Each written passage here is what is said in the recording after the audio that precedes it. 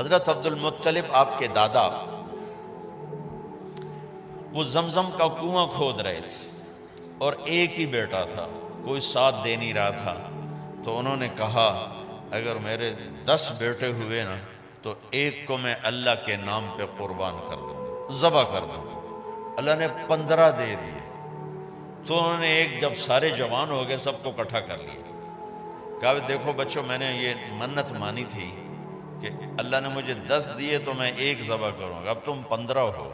میں ایک کو ذبح کرنا چاہتا ہوں، تیار ہو؟ کہا جی تیار۔ سبحان اللہ، آج کی اولاد تو باپ کو پانی پلا کے راضی نہیں، اور وہ زمانہ جاہلیت ہے اور کہہ رہے ہیں آپ ہاتھ رکھو، تیار۔ کنی میں ایسے نہیں کروں، میں قرعہ ڈالوں گا، پرچی ڈالوں گا۔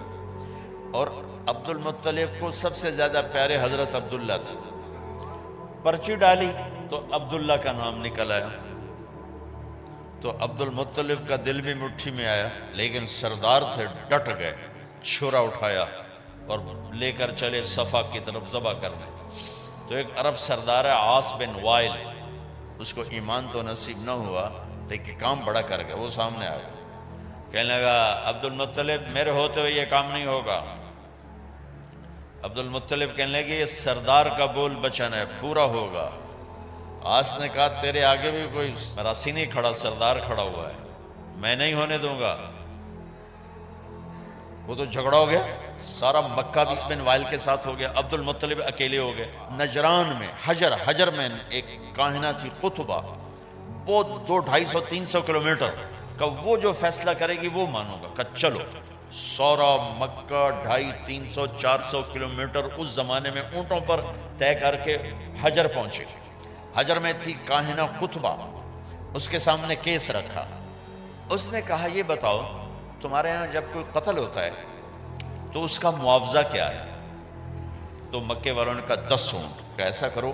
ایک پرچی پہ لکھو 10 اونٹ اور ایک پہ لکھو عبداللہ اور قرعہ ڈالو،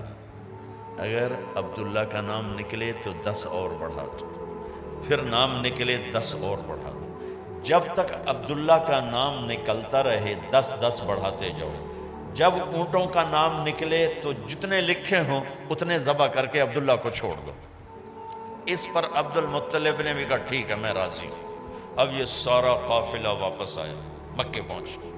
بیت اللہ کے اندر سارے مرد عورتیں کٹھے اور قرآن اندازی ہونے لگی۔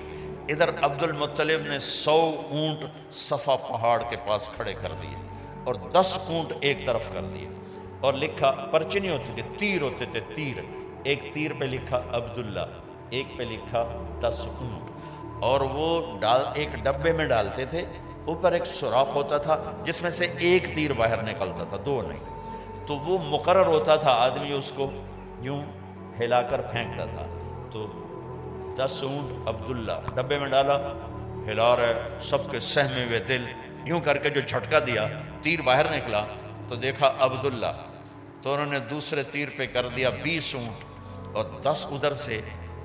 کھڑے کر دیے، 10 کے ساتھ 20، اور پھر جو پھینکا تو پھر نکلا عبداللہ،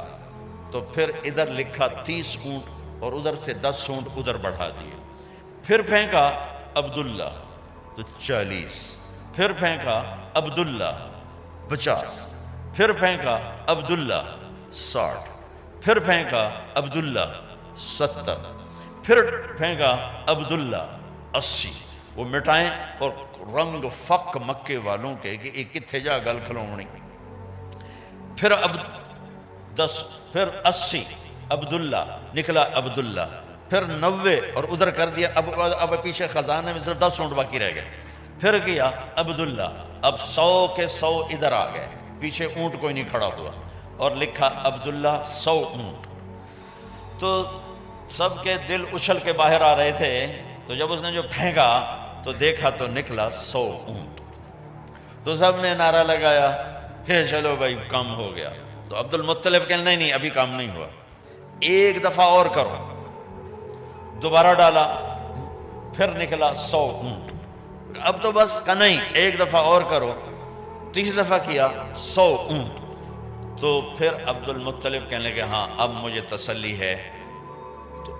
حضرت عبداللہ کی اللہ نے چھری کے نیچے سے جان بچائی۔ اسماعیل کو چھری کے نیچے سے نکالا